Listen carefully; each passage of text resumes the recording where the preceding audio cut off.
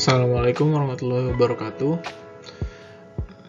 Nama saya Muhammad Rafli Caniago dari Angkatan 22, NIM 07015222033. Video ini adalah UAS dari mata pelajaran Hukum Internasional. Ditugaskan untuk membuat video konten, dan materi yang saya ambil adalah tentang HAM atau hak asasi manusia. Lalu kasusnya yang saya ambil genosida di Rwanda. Penyusun kontennya saya sendiri, Muhammad Rafli Caniago, dan dosen pengampunya Dr. Maslihati Nur Hidayati atau Bu Imas. Saya akan mulai presentasi. Yang pertama, HAM. HAM adalah hak-hak yang dimiliki oleh setiap individu secara universal, tak terkecuali dan tak terhingga, hanya karena dia adalah manusia. HAM meliputi hak-hak sipil dan politik, seperti hak atas kebebasan berbicara, berkumpul, dan beragama. HAM juga meliputi hak-hak ekonomi, sosial, dan budaya, seperti hak atas pekerjaan, pendidikan, dan perumahan yang layak.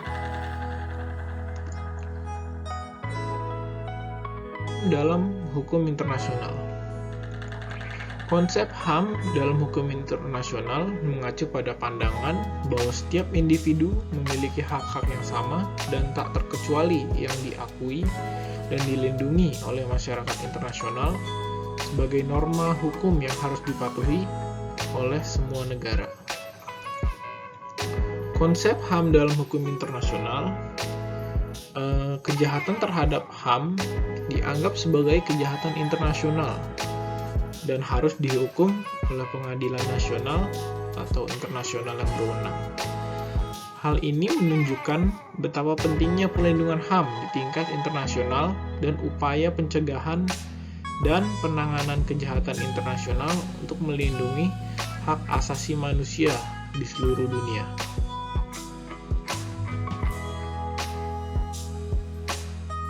Teori HAM. Teori HAM memiliki beberapa prinsip dasar yang meliputi, yang pertama ada universalitas, yang artinya HAM harus diakui dan dilindungi untuk semua orang tanpa kecuali, termasuk minoritas, kelompok rentan, dan orang yang terpinggirkan. Yang kedua, tak terkecuali. Teori tak terkecuali. HAM tidak dapat dicabut atau ditangguhkan dalam keadaan apapun, termasuk dalam situasi darurat atau dalam keadaan perang. Yang ketiga, ada interdependensi. HAM saling terkait dan saling mempengaruhi satu sama lain. Misalnya, hak atas pendidikan dapat membantu memenuhi hak atas pekerjaan, dan hak atas kesehatan dapat membantu memenuhi hak atas lingkungan yang sehat. 4. Tidak diskriminatif. HAM harus diakui dan dilindungi tanpa diskriminasi apapun, termasuk diskriminasi ras, jenis, kelamin, agama, atau status sosial dan ekonomi. Jus cogens. Jadi jus cogens adalah prinsip dalam hukum internasional yang mengacu pada norma-norma hukum yang diakui oleh masyarakat internasional sebagai norma yang tidak dapat ditawar-tawar atau dirubah oleh negara manapun. Norma-norma jus cogens dianggap sebagai norma yang paling fundamental dan penting dalam hukum internasional dan melindungi nilai-nilai dasar seperti hak asasi manusia, prinsip-prinsip demokrasi, dan prinsip-prinsip perdamaian dan keamanan nasional. Norma jus cogens juga memberikan hak kepada negara lain untuk melakukan tindakan hukum terhadap negara yang melanggar norma tersebut, termasuk tindakan hukum dalam pengadilan internasional atau nasional. Hal ini menunjukkan betapa pentingnya norma jus cogens dalam mempromosikan dan melindungi nilai-nilai dasar dalam masyarakat internasional dan memastikan bahwa negara-negara bertanggung jawab atas pelanggaran terhadap norma tersebut.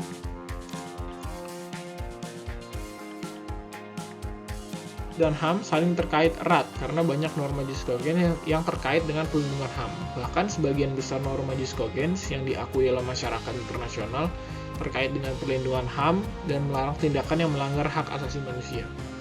Contohnya, yang terkait dengan HAM antara lain melarang perbudakan, penggunaan kekerasan terhadap warga sipil dan konflik bersenjata, pelarangan genosida, dan pelarangan penggunaan kekejaman pada tahanan perang. Norma-norma ini menjadi dasar bagi upaya internasional untuk mempromosikan dan melindungi HAM serta menegakkan keadilan bagi korban yang melanggar HAM.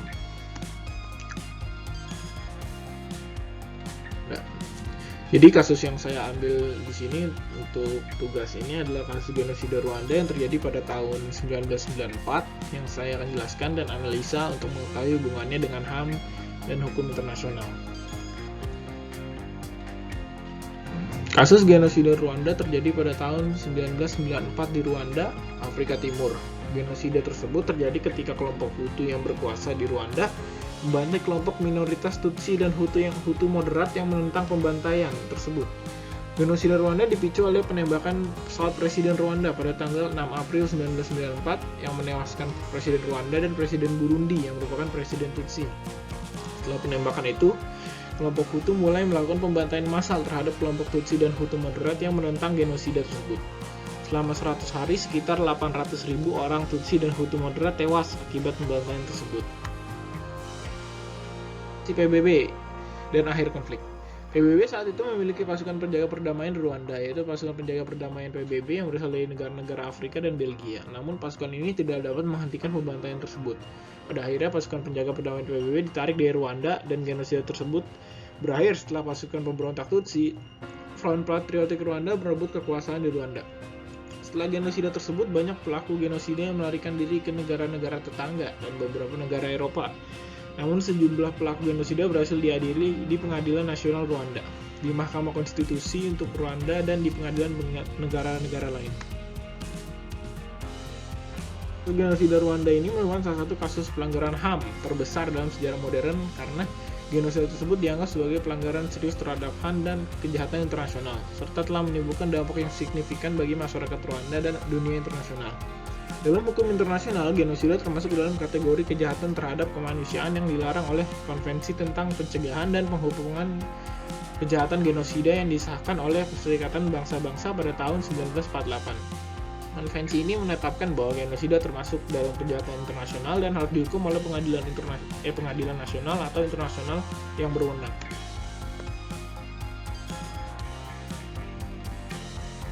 Kasus genosida Rwanda ini juga menunjukkan pentingnya upaya pencegahan dan penanganan kejahatan internasional di tingkat nasional dan internasional. Upaya pencegahan meliputi penegakan hukum yang efektif, pendidikan dan kesadaran masyarakat tentang HAM, serta upaya membangun perdamaian dan rekonsiliasi di antara kelompok-kelompok yang terlibat dalam konflik. Selain itu, kasus ini juga menunjukkan pentingnya kerjasama antar negara dan lembaga internasional dalam penanganan kejahatan internasional. Kerjasama ini mencakup pertukaran informasi, pengadilan bersama, dan dukungan untuk membangun sistem hukum nasional yang efektif.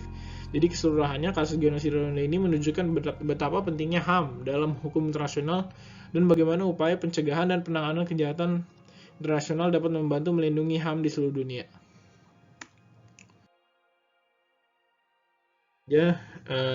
Dari saya. Terima kasih. Sekian presentasi dari saya. Assalamualaikum warahmatullahi wabarakatuh.